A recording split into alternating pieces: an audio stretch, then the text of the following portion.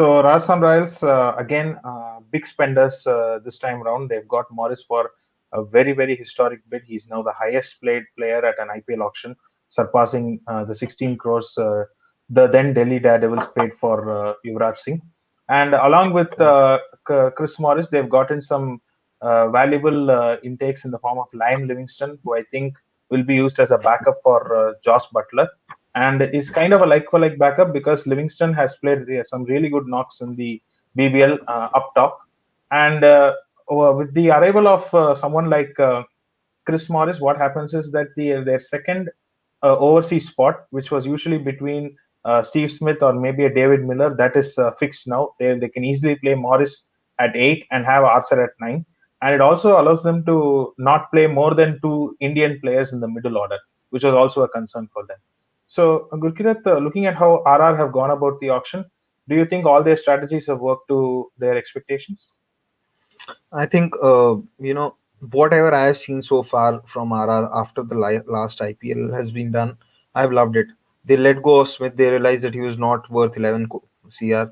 They have made Sanju Samson the captain, who's very Owen Morgan in his ways.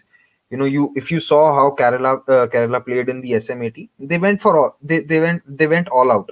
There was no concept of anchoring an innings. And just like England don't think that there's a need for an anchor uh, in their setup. Probably, David Manan also, has actually picked it up. So they don't have an anchor, so as to say, in their 11 or in their squad. I think they're very well suited to.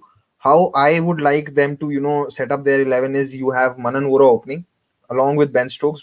The reason I'm not having Josh Butler in the opening in opening is because he has the skill set to do well in the middle order as well, which Ben Stokes didn't do for them. So you have Vora and Stokes opening. You have Sanju Samson coming in at 3. Then you have Josh Butler, uh, Shivam Dubey, Rahul Tewatia. There those four players over there, and then you can sort of rotate them depending upon who's bowling. I anyway don't think that there's a need for rigidity in the batting lineup. You actually need to see the situation and then send in your middle order batsman. So that sort of makes up your middle order. Then you also have Mahipal Lomror, who could be a good backup. In case you want to sort of drop someone, or if someone's out of form. Then you have Jofra and Chris Morris, who are able batsmen who can hit it big. Shreyas Gopal has done decently as well. If you see, he can also bat a little bit, and I think he did that in the SM80 and a couple of games in the domestic season this year. Apart from that, they have Karthik Tyagi. So I really like how their pace bowling has been set up. There's Chris Morris, there's Jofra Archer, and there is Karthik Tyagi. So they have three genuine quicks who can bowl at all stages of the game. Because Karthik Tyagi actually did well while bowling at the death for Rajasthan Royals. They would hope that Shreyas Gopal does a lot more with the ball, because I thought that he was not great. He was not great in the last IPL. Sometimes he was too short, while going for the googly, and he didn't really flight the ball enough. So they also have Mayank Markande in the backup.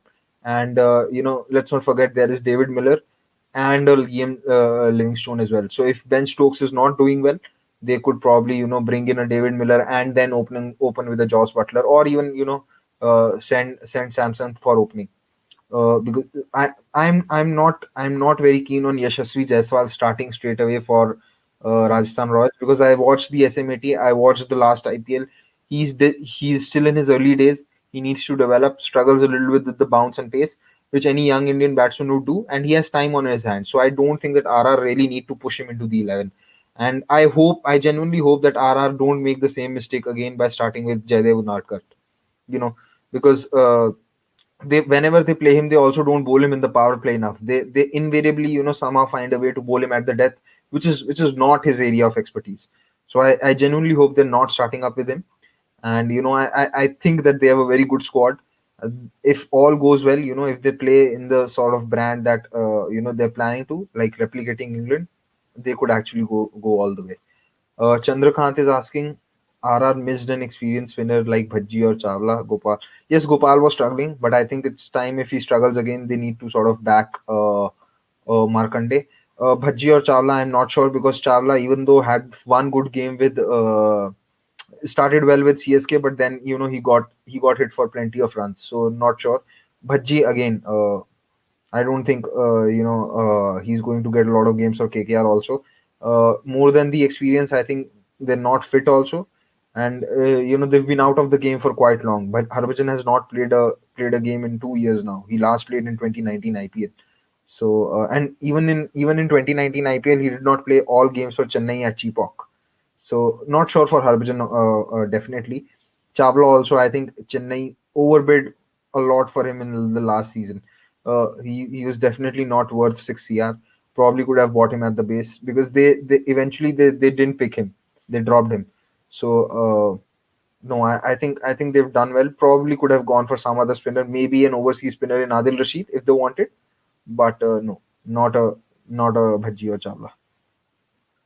Yeah, as you pointed out, Gurkirat, definitely the top four flexibility that Rajasthan Royals has, I think very few teams can match that. The top four can play anywhere. They can open, they can come in at three, or they can come down the order.